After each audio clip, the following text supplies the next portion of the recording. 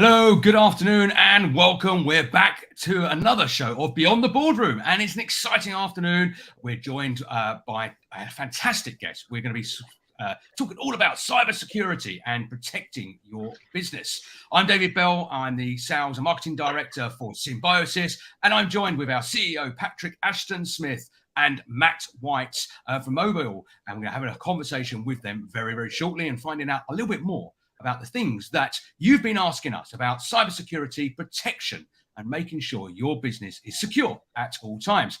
Now, firstly, I'm going to go to Patrick. Good afternoon, Patrick, sitting in the Cape of South Africa in the warmth compared to where I am in the UK. Good afternoon and welcome to you. Thanks, Dave. It is nice and warm out here at the moment. I think it's about 30 degrees. I'm sitting in the air conditioner. It's great. Yeah, lovely. Patrick, for those that may have not been on watching one of our shows previously, the Beyond the Boardroom, tell us a little bit more about Symbiosys and your role within the organisation as well. Cool. Yeah, so Symbiosys was started nearly 15 years ago now. We service customers in about 36 countries around the world, mainly Microsoft focused, but we do a lot of things around security, migration, all of those kinds of things, databases, cloud. That's our speciality. And if you want more details, you can obviously get that on our website. So that's below. Yeah, brilliant. We will share most definitely more information about how you can get in touch with both our guests today. Welcome to Matt White, the CEO and co-founder from Mobial. Matt, tell us a little bit more about what it is that you do and how you're helping organizations of all different shapes, sizes, and industry types. Hi, David. Thanks a lot. So Mobial is about cybersecurity and making it achievable and affordable and simple. The idea is that it's supposed to be easy. Everybody thinks that cyber's hard. Everybody thinks it's complex, but we're all about making it easy. My background is I'm ex-KPMG, I'm ex-Deloitte. I'm the former global head of InfoSec strategy for Chanel. I'm currently also sitting at the moment as I'm helping out Arriva, the European and UK bus and train transport company, as their interim CISO. And it's all the same stuff. It's about making cybersecurity achievable for everybody. So cybersecurity is a big part. I'm not going to say too much now about. Yeah, so I was going to say I'm not going to say too much specifically about what we do, because this isn't a pitch for what we do. This is about how we can help other people achieve what they need to. So I'm not going to go too far into it. So we've got more content to talk about during the show. No, thanks for that, Matt. No, absolutely. Yeah, I mean, look, people are going to be able to reach out and find out more about what Symbiosys does and what Mobial does as well, and how the combined partnership here, because this is the important part. This is a partnership, hence why you're here with us today, Matt, is to explore how we as a combined entity can help those businesses out there really think about their security, really think about what it means to them, the design of it, the implementation of it, and how to manage the security of their business. And I suppose that's quite a good question I'm going to put to probably both of you here. And Matt, I'm going to come straight back to you. But why is cybersecurity so hard? And why is it so hard in some cases to design, implement, and manage as well? Okay, so to understand that, you probably want to go back to what it used to be. So if you go back to the 70s, when cybersecurity was just IT and it was all run by men with beards, used to live in a fridge, wear a jumper all of the time. You had one core computer, core server, and then what we call dumb terminals. So basically screens and keyboards. It was easy. You had maybe in the world 10 applications. So it was quite simple. Fast forward 20 years, you've got desktop PCs. It's still controlled by one person, probably in the business, in charge of IT.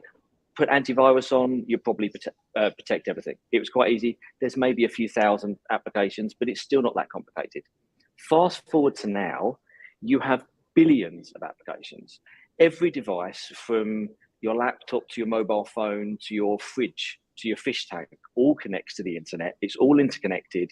You can access everything from everything else. You no longer have one simple perimeter to protect. If you're in charge of a corporate network, you've got people accessing from home, on the school run, from an office.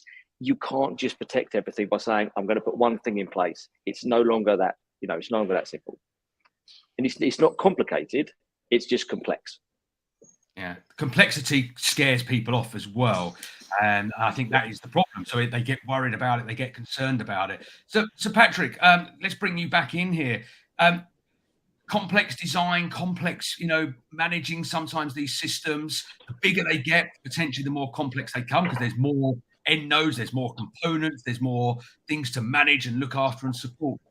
This is where obviously Symbiosys are great at what they do. That is what Symbiosys does. It brings everything together and does all that design, implementation, and management. Yeah, absolutely. That's exactly the point. So we try and remove some of that complexity. But I mean, to Matt's point, I think also, if we go back a couple of years, I mean, you put a firewall and put some antivirus out there, and Bob's your uncle. That's it, it's done. Tick and box. We'll be okay. Obviously, things have changed. I mean, with everybody going online and things being available to consumers, customers, people working from home, all these kinds of things. Having very complex networks now that potentially include, it wasn't what was just in your data center. Now it's, co-located data centers. It's, physical rooms that have got assets in them. And obviously there's the cloud and multi-cloud for some really large customers, obviously.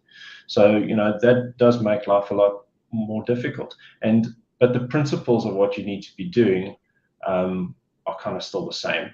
They've obviously evolved, but it's the what happens if there's a disaster? Can you actually restore your data? Is your data properly protected? What are the controls that you've put in place? Who's got access to the back door? And I mean, these days, unfortunately,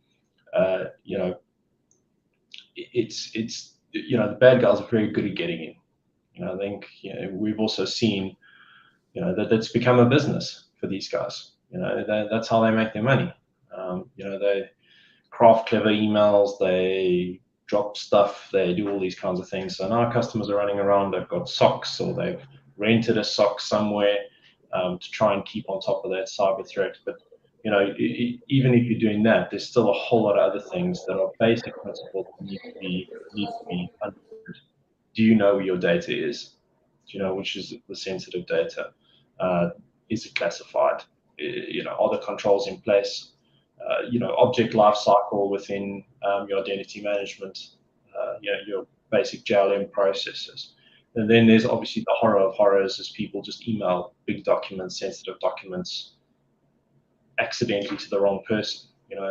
How do you kind of protect against that kind of event, or at least try and mitigate the risk on that? I think risk is obviously something Matt and I talk about a lot. There's always risk in everything. There's risk in crossing the street, but you still got to cross the street. You still have to do business. So it's how do we manage risk and acceptably for the business.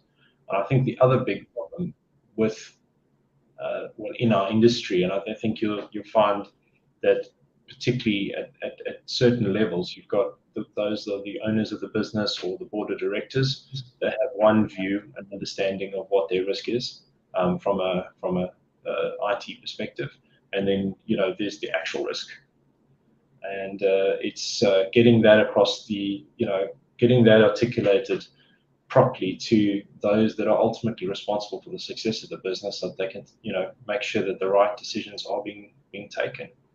I think that is always a key thing.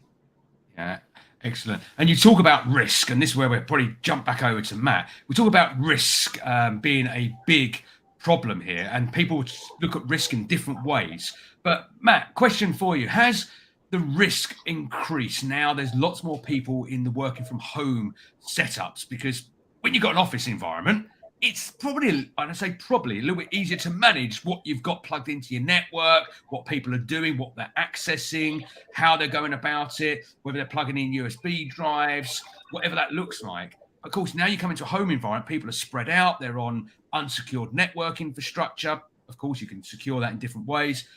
Is the risk bigger? Is it the same? Should we be more concerned about working from home colleagues? So that's a good question, and it's one that Patrick and I get. We get asked this kind of stuff all the time. The simple answer is yes, because risk is impact times probability. And the reality is that now that everybody's working from home, everything's more distributed, you don't have as much control over the networks as a centralized way, then there is more likelihood for stuff to go wrong. Also take into account, and people don't often talk about this, but take into account the fact that when you're at home, you're more distracted usually than when you're in the office. You have your kids around, especially times like now in the UK, it's half term. So you have your kids around, there's other distractions. It's really easy to accidentally select the wrong person on a drop down in Outlook. And I could send it to the wrong Matt or to the wrong David or to the wrong Pat. And that's really, that's a really simple way of accidentally causing a breach. If you're sending a sensitive file to someone, it's really easy to send it to the wrong person. You can put some easy controls in place to do that. But the reality is we live in much more distracted worlds now. The pandemic has shifted. I don't think there is a new normal anymore. I think there is just the new world. And I don't think there's ever going to be a normal where things go back to a solid state. I don't think that's going to happen. But the world is very different. We live much more distracted lives. There's more distributed use of computing, of systems, of Teams, of Zoom, of laptops, desktop, mobile phones. It's hard. Or people think it's hard, but it's not. So there's, but really, how much risk do you want to accept? That's really what the question should be. It's not, is it more risky? Because we've always had risk.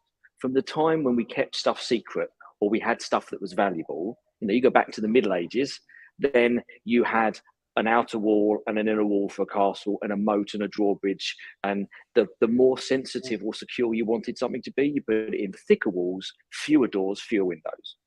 But you still had to assess how much risk you wanted to have. You wanted certain level of people in the castle and so on. It's not really changed. If you wanted to be absolutely risk-free, then you'd disconnect yourself from the internet. You'd have everything air gapped, so you'd have no network connection at all, and you wouldn't interact with anybody. You become a hermit living in a cage. The trouble is, you can't do any work that way. You can't operate a business without talking to people. I often think that my life would be a lot easier if I didn't have to talk to people, but unfortunately, that's the world that we live in. So it's about how much risk do you want to be? How much risk do you want to accept from carte blanche of everybody in the office can do everything, and smaller companies can run that way. If you've only got a few very trusted people, then that might be the way to actually consider things. If you've got more people, bigger companies, global companies, then you can't run that way because you're exponentially increasing the risk every time you add more access to people. But it's just about finding that blend. It's a balance, and the balance really depends on the type of business, what you do as an industry, et cetera, et cetera, et cetera. I think also though, Matt, the problem that smaller businesses are facing, there are a lot of businesses out of there that are, that they are smaller businesses, but they're servicing perhaps bigger corporate businesses. And those corporate businesses have requirements, They want to know that you've ticked the box on this, compliance for this or compliance for that. And unfortunately, as you say, while some businesses may be able to do that and get away with a couple of trusted people, I think the reality of the world we work in is that everybody's, unless you are running a small business and maybe you're selling coffee, if you are providing a service or a product to a larger player, you might find that they have those basic requirements, and then all of a sudden, you don't really have a choice. If you want to do the business, you've got to tick the box, and that means you've got to go through these things. And I think that's where a lot of companies, particularly the smaller, mediums, they start to get a little bit caught in the headlights, right? So they pick up the phone, call the IT guy, and say, "Look, am I secure? And by the way, I've got this form I've got to fill in." I don't understand half of it. And when you actually start going through that, do you do this? Do you do that? And very often we don't even know what that is or why it's there. Then that's when the real problem starts. I suppose that's where Mobial starts to potentially become very useful. So this is really interesting stuff. I mean, we're talking about the risk. So kind of open questions here for both of you to give some feedback on. How does an organization set its risk level? And again, I know it might be, you can turn around and say, well, that's down to the organization, the company, but maybe what are some of the things they should think about to identify how far they're willing to push that risk. And I suppose the answer is we're not going to go back to typewriters and be, as you say, air gapped away from the world, because the only thing we can then do is type out, a letter. We need to have this integration. We need to have this connectivity. We need to have the ability to connect into other organizations. As Pat, you were saying there, I think it's really important that, yes, you could be a small SME, a small micro business even, or a smaller entity, but you could be working with large corporates who then have regulations, they have rules. And if you want to tender or work with them, you've got to abide by their rules. So, Matt, what do you think? What do we need to consider? How do we determine risk, and what could we be doing? What tips would you give to organizations out there to help them? Okay, so I'll look at it from the big company piece first. So big company that wants to do something. In terms of assessing risk, it's really about, from a cybersecurity perspective, it's about what's the risk to individuals. So that could be through data, that could be through people interacting with industrial control systems, IoT. It's about understanding what am I doing that could potentially impact another person. Another person. So data is the one that everybody talks about. GDPR came about and the various other data regulations over the last few years. That's about real people and being able to have identify them or aspects about them from specific data in a company. Now that could be payroll data. So if you have just payroll data or financial data, that's not that big a risk if you've got 10 people. If you've got 20,000 employees, that's a much bigger risk because you're holding that much more data. Now, if you interact with 1 million customers a year and you have some of their data, suddenly you have a much higher risk. Therefore, your risk tolerance has to be a lot lower. If you're a small company that wants to work with the bigger company, you might think, well, I'm only small and I'm not going to be interacting with that data. Therefore, my tolerance risk is quite low. But the problem is the bigger companies are now looking at smaller companies, they're connecting. And if I was a bad guy, I would look for the small companies first, and I'd use them as the staging post to leapfrog into the bigger company. So I'd go into them and then they'll traverse because they've got access to the systems.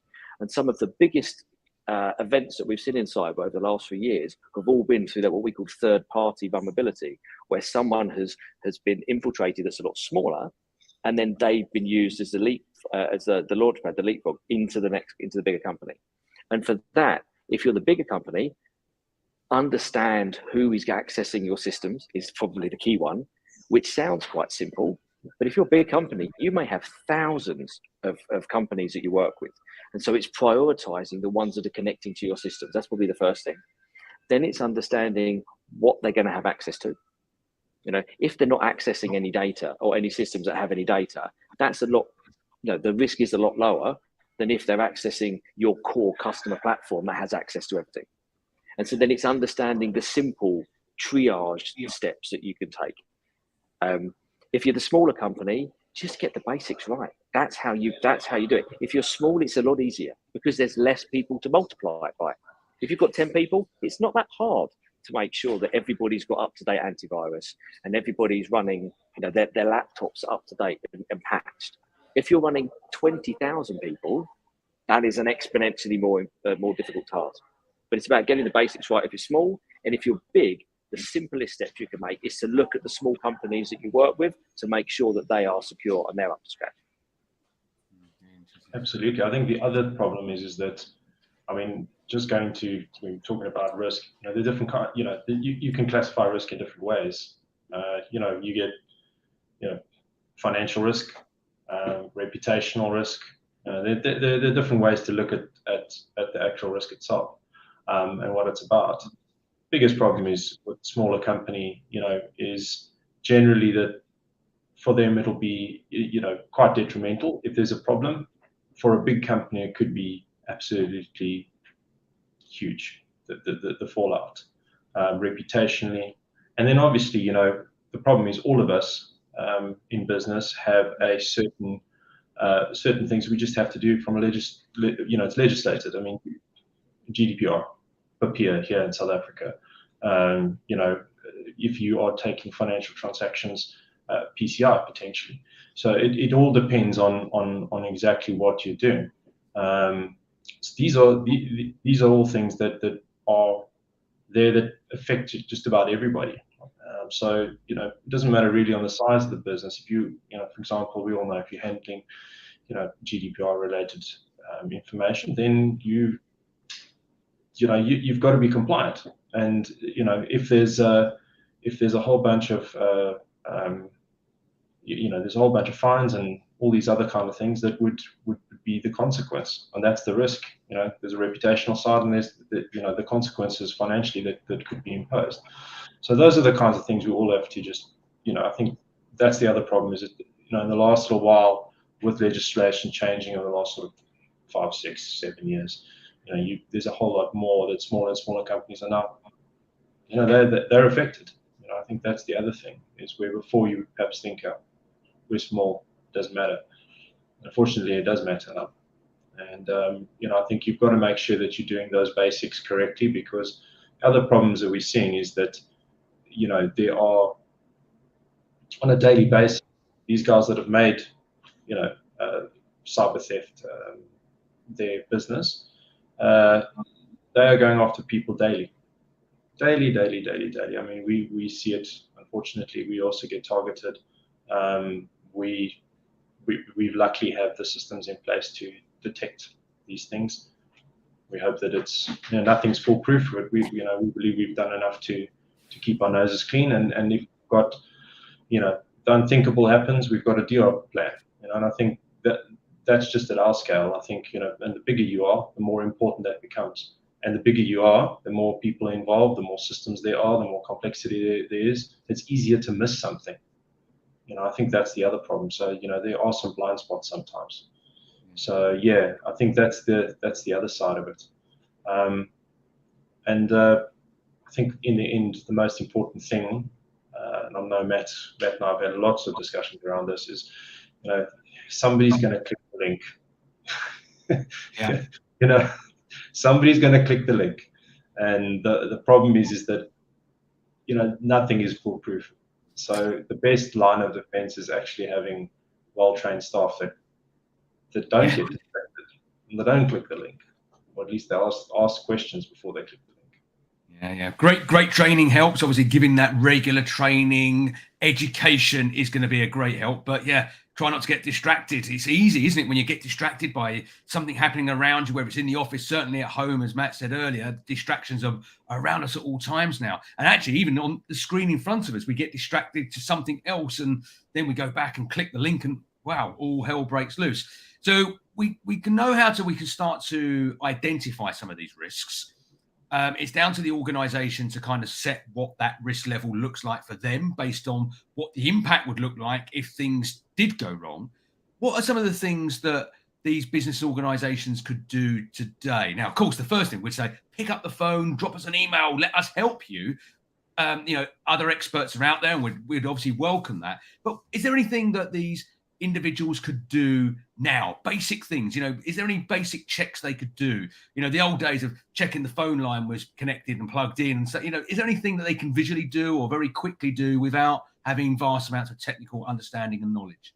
And I'll start with Matt and then come across to Pat. Some steps to check to see what they can do is easy. To actually do it really depends. How easy it is depends on the size of the company and the level that they're already at to begin with. But in essence, I think there are 4 areas, and I always welcome there's 4 areas that are really important when it comes to cybersecurity. One is having an understanding that you have a risk. That's core. Because cybersecurity is all about risk management. We'll talk about risk, but you have to understand that you have a risk. Otherwise, you're not going to do anything. Assuming you know that, the next is asset management. Now, asset management, in simple terms, is understanding what you've got. Hardware, systems, infrastructure, laptops, desktops, yes, but then also the data and the interconnections of that data to other things, because you can't protect what you don't know you have. And there are an awful lot of big companies out there where people have signed up to cloud services now, make it really simple, and they've got lots of data in this, and they might even know that they exist. I worked with a company a few years ago where a system only stopped working when the person's credit card, that person left the company, 6 months later, their credit card finally got terminated by finance, and then they couldn't get access to some systems because they'd signed up and nobody knew. So it's quite commonplace. So first of all, understand your risk. Second, asset management. Next, you need to understand who's got access to those assets, which is, we call that identity and access management. You might have heard of user access management, but it's basically making sure that the right people have access to the right things for the right time. But you need to know that, because the core of every regulation out there is about making sure that people only have access to what they're supposed to. And then finally, Patrick's already mentioned it, the fourth component is, for me, is awareness, because the user is the biggest risk that you have, because they could click on the wrong link, but they're also your best line of defense, because if they know not to click on the link and they know what looks dodgy, even if they click on the link, this isn't about, oh my God, don't click on the link. People are going to click on the link. It is a fact of life. But if they understand that they've clicked on it and they recognize that they've done something wrong, to quickly know what to do, how to shut it down, how to go, call the IT, what the next steps are, and to be comfortable and have that kind of psychological safety that they say, I shouldn't have clicked that. And there've been examples where I can give you an example where genuinely I'm supposed to know not to click on the link. But go back to the pandemic, the Christmas when we were locked down, was it 2020? We had Amazon delivery, and I was really busy with work, and I got an email that said your parcel couldn't be delivered. And I was distracted in 5 different places at once, but I went to click on the link. And had I not had yet another distraction, I'd have clicked on the link and I probably would have entered my details. Now, I know what to look for. Now, when I went back, I noticed that the link was wrong.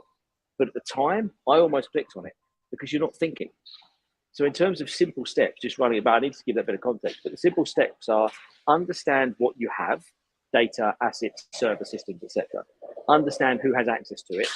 And that you can do now. You don't need expertise. It's quite easy. How long it takes really depends on how much stuff you have, how distributed you are, how big you are. But those two things alone set up the foundation for everything else in cybersecurity.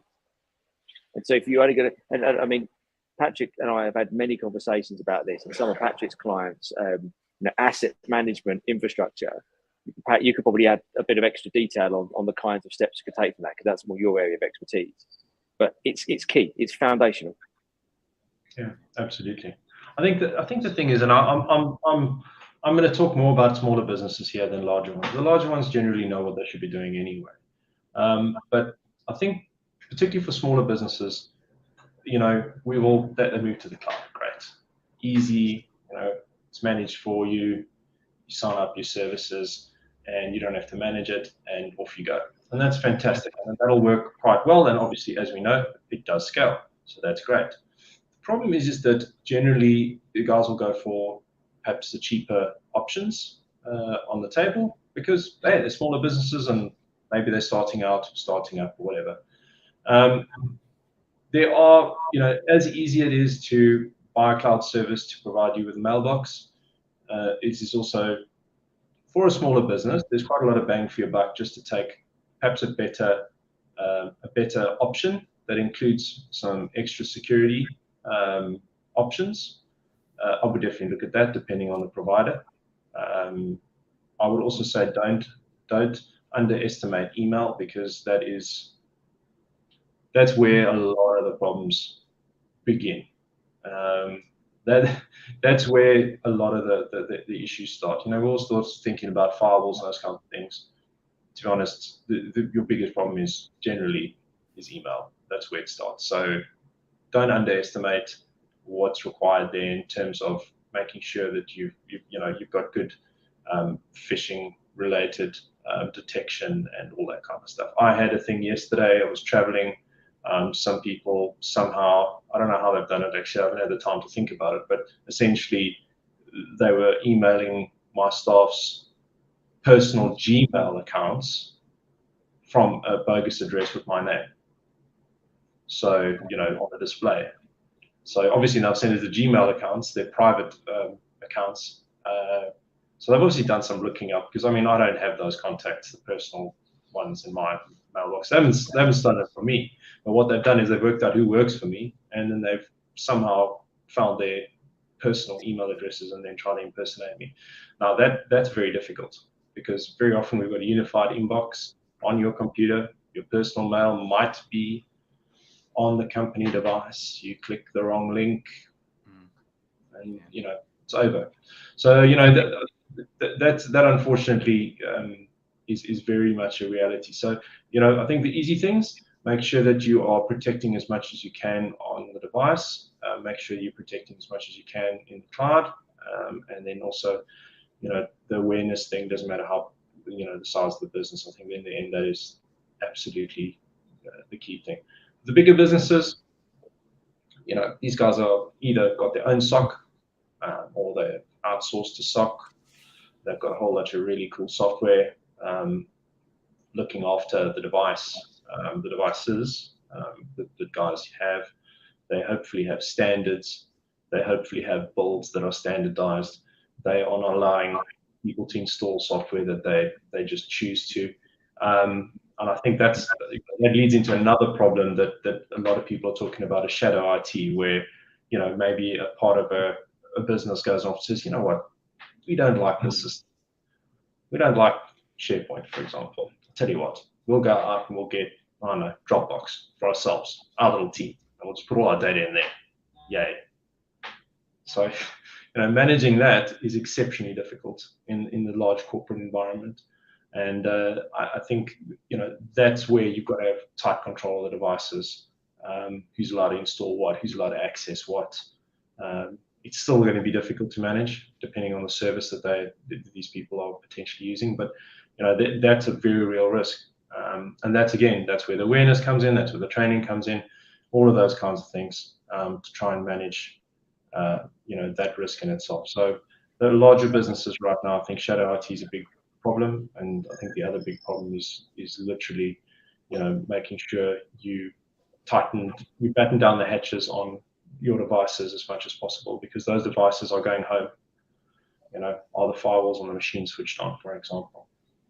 Little things like that, profiles, all those kinds of things. So are those basic things being done and are locked down within the larger corporate?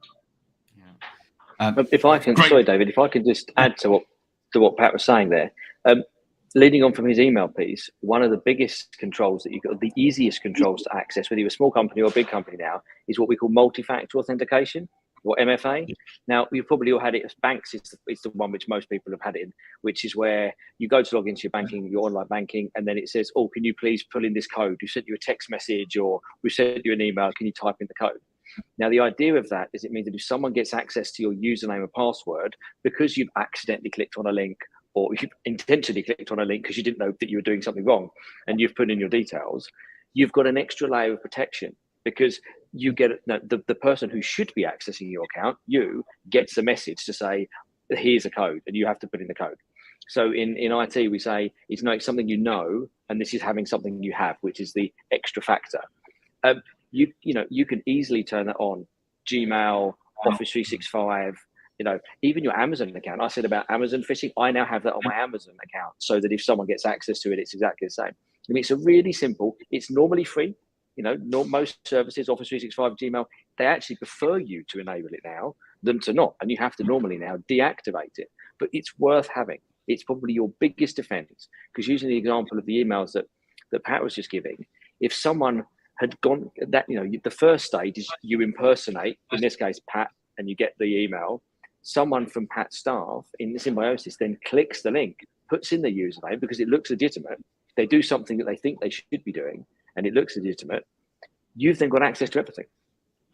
Whereas if you've got the MFA, the multi-factor authentication, you can stop that and you block it there and then. And so it's probably, if I was going to ask for one, going back to your original question, control that you can put in place, following on from Pat said, turn on and enable MFA. The slight headache that it causes, the fact that you have to use your phone or type in the code, it's well worth it in terms of risk reduction.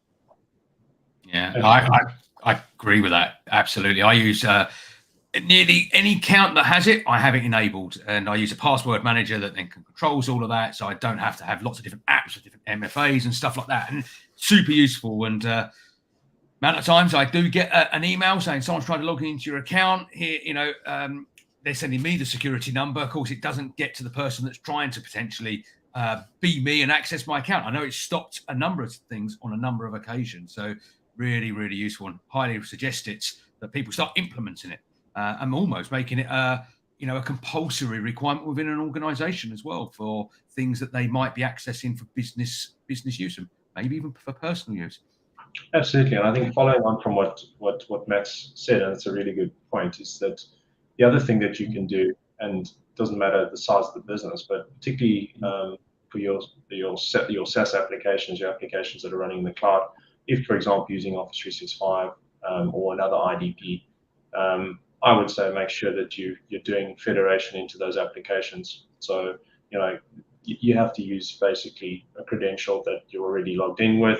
You only have to remember that it's tied to your MFA on that platform, and that then makes things a heck of a lot more secure across all of those applications. I think that's key. I think the problem is we've got. I mean, the reason for password vaulting and having password managers is so if a particular service is compromised and they steal that password and that your email address is always your username these days, they've used the same password, well then, they can very easily start looking around to where you've used that password and then breaking that service. Maybe it's Amazon, and then they start ordering things in your account. Those kinds of problems. But I think that if you're able to reduce the number of passwords by using federation, that helps as well, because that password cannot be stolen, it doesn't exist. It's using the IDP for authentication. So that's also very useful, and obviously it's good for the user. Much easier to work that way. If you can go true passwordless, even better. Yeah, absolutely. Another subject we can probably pick up on another day about going true passwordless. Having access as well. We're getting close to the end of today's conversation here in the boardroom, but I've got a quick quiz for both of you. And I want for you to have a guess. And if you're watching this now, you can put your answers into the chat, or maybe just do it for fun and write them down. But what do you think? And I'm going to talk about UK here, but it will be very similar on a global basis. The top 10 crimes are in the UK. So if we start with number 10, what do you think number 10 is? Have a guess. You're not going to get them all, of course, but what do you think number 10 would be on the top 10 crimes in the UK? Top 10 crimes. Number 10.